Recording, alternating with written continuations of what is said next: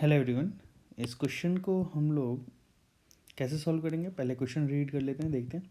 In the arrangement shown in the figure the blocks of have mass 3m, m and 2m. The friction is absent. The masses of the pulley and the threads are negligible. Find the acceleration of 3m mass. इस mass का acceleration find out करना है। देखिए, इस question को solve करने के लिए डिफरेंट डिफरेंट तरीके हैं। हम लोग कंस्ट्रेंड मेथड को फॉलो करेंगे इस क्वेश्चन को सॉल्व करने के लिए, और उसी से क्वेश्चन को सॉल्व करेंगे और वो इजी भी रहेगा, ठीक है ना। तो यहाँ पे देखिए कंस्ट्रेंट क्या कहता है। देखिए यहाँ पे हमें हर एक ब्लॉक का एक्सेलरेशन मान लेना है, ठीक है ना। और फिर उन्हीं सभी ब्लॉक के बीच में जो एक्सेलरेशन होगा उनका रिलेशन आपस में फाइंड आउट करना होगा। तो उसके लिए एक इक्वेशन बनानी पड़ती है। पहले हम लोग फ्री बॉडी डायग्राम बना लेते हैं। देखिए यहाँ पे मैंने नीचे की ओर फोर्स लगाया 3mg, इसमें mg, यहाँ पे टेंशन T लग रहा होगा, यहाँ पे टेंशन T, यहाँ पे 2T, यहाँ पे 2T, यहाँ पे 2T, यहाँ पे 2T, ठीक है। अब यहाँ देखिए, समझिए, मैंने मान लिया कि ये वाला ब्लॉक ऊपर की ओर एक्सेलरेट कर रहा है, ये वाला ब्लॉक नीचे की ओर एक्सेलरेट कर रहा है। इसका एक्सेलरेशन AA है और इसका एक्सेलरेशन ऑफ AB है। मुझे नहीं पता कि ये वाला ब्लॉक ऊपर जा रहा होगा नीचे जा रहा होगा, मैंने बस अज्यूम कर लिया ये ऊपर जा रहा है, ये नीचे अज्यूम कर लिया, ठीक है ना। आप इसे नीचे भी अज्यूम कर सकते हो, इसे ऊपर अज्यूम कर सकते हो, आपकी मर्जी, किसी भी डायरेक्शन में अज्यूम कर लीजिएगा। बट जब आपका आंसर आएगा तो आपको पता लग जाएगा कि ब्लॉक किस डायरेक्शन में मूव कर रहा है एक्चुअल में। अब देखिए, ये वाला ब्लॉक आपको पता होना चाहिए कि क्योंकि ओनली ऑन एक ही फोर्स लग रहा है, इधर डायरेक्शन में लग रहा है फोर्स, तो ये वाला ब्लॉक इधर AC एक्सेलरेशन से मूव करेगा। अब आपको ये चीज़ थोड़ा सा यूज़ करना होगा by using the constraint equation. पहले हम लोग यहाँ पे इन दोनों ब्लॉक के लिए इक्वेशन लिख देते हैं, ठीक है ना। तो यहाँ पे अगर आप 3 kg वाले ब्लॉक के लिए इक्वेशन लिखोगे, ये आपका 3m, और यहाँ पे टेंशन T ऊपर और नीचे की ओर 3mg फोर्स लग रहा है, और ये नीचे की ओर एक्सेलरेशन A है, ठीक है। तो इसको कैसे सॉल्व करोगे, तो यहाँ पे हम लोग लिखेंगे 3mg minus T is equal to 3m into acceleration of A।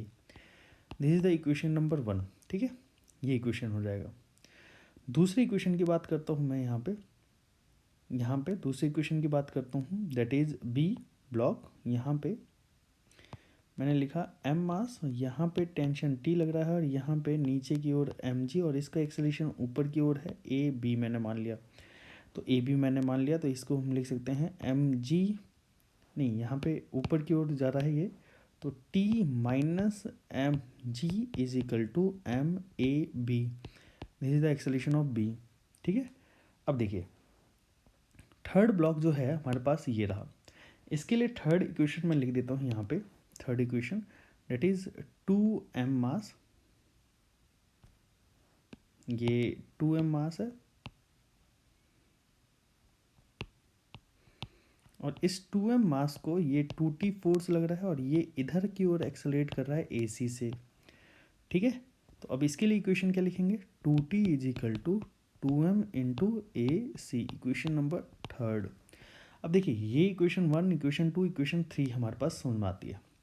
अब इन तीनों इक्वेशन को सॉल्व करना है। बट अगर आप थोड़ा सा ध्यान से देखें तो अननोन जो है एक टेंशन हो जाता है, ठीक है, acceleration A, acceleration B and acceleration C। But यहाँ पे टोटल 4 अननोन है और इक्वेशन हमारे पास 3 है, तो ये सॉल्व नहीं हो पाएगा इस तरीके से। तो हमें एक और इक्वेशन की रिक्वायरमेंट होगी जिससे कि 4 अननोन हो जाए और 4 इक्वेशन बन जाए, तो हम कह सकते हैं कि इक्वेशन सॉल्व हो जाएगा। तो अब हमें एक कंस्ट्रेंट इक्वेशन की रिक्वायरमेंट होगी, और वो कंस्ट्रेंट इक्वेशन क्या बताएगा, कंस्ट्रेंट इक्वेशन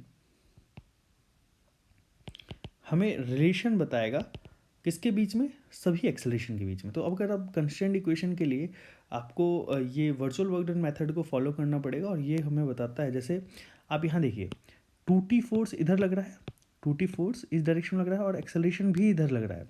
तो इन दोनों के बीच का जो डॉट प्रोडक्ट होगा हमें वो लेना पड़ेगा, 2T vector dot acceleration of AC। But अगर आप ध्यान से देखें दोनों के बीच में एंगल कितना है, 0। तो मैं यहाँ लिख सकता हूँ 2T इंटू AC को मैं चलिए यहाँ पे मैं इसी तरीके से लिख देता हूँ 2T, ये वेक्टर हो जाएगा, ये पूरा वेक्टर, और यहाँ पे हो जाएगा AC वेक्टर, ठीक है।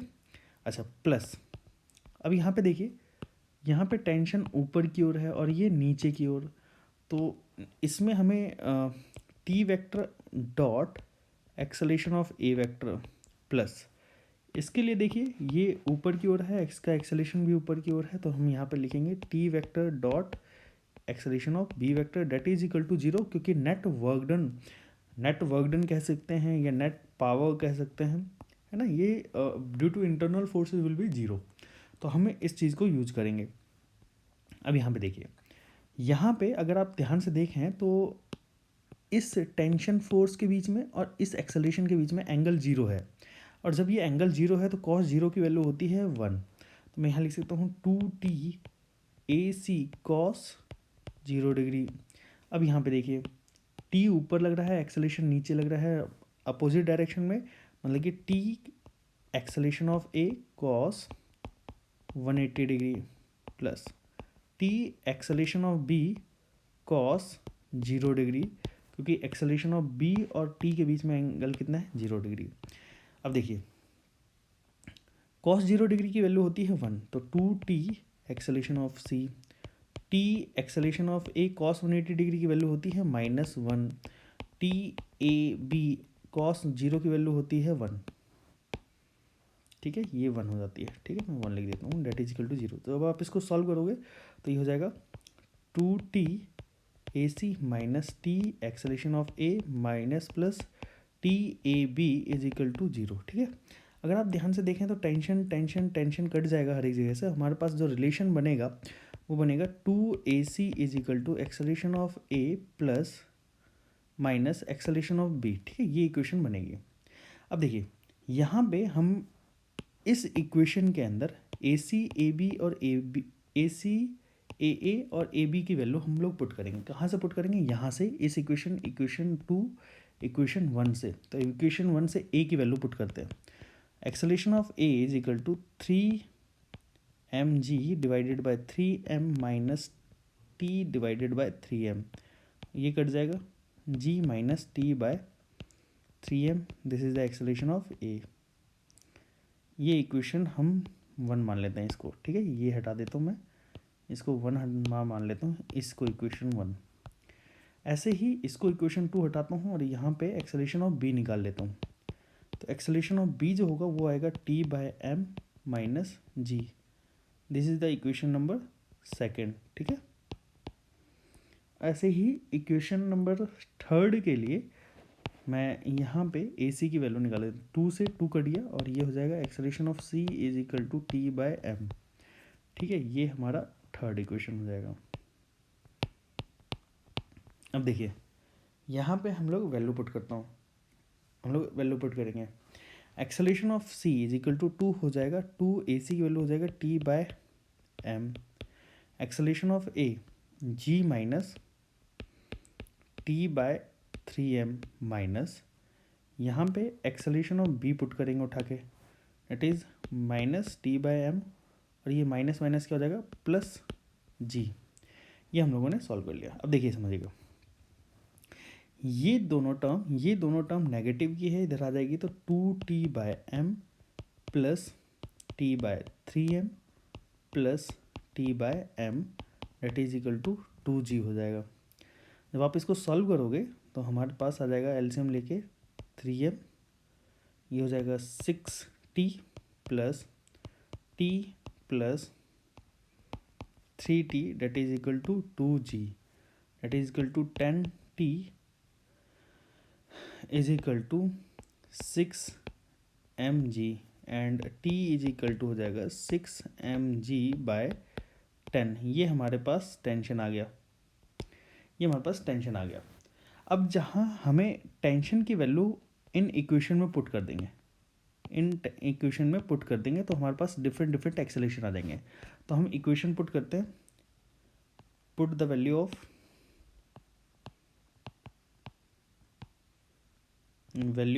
t इन इक्वेशन 1, 2 एंड 3, तो एक्सेलरेशन ऑफ ए निकलेगा, एक्सेलरेशन ऑफ ए का वैल्यू कितने हैं देख लेते हैं, g minus T by 3m, ये देखिए g minus T by 3m, g minus T by 3m। अब यहाँ पे हम लोग वैल्यू पुट कर देते हैं,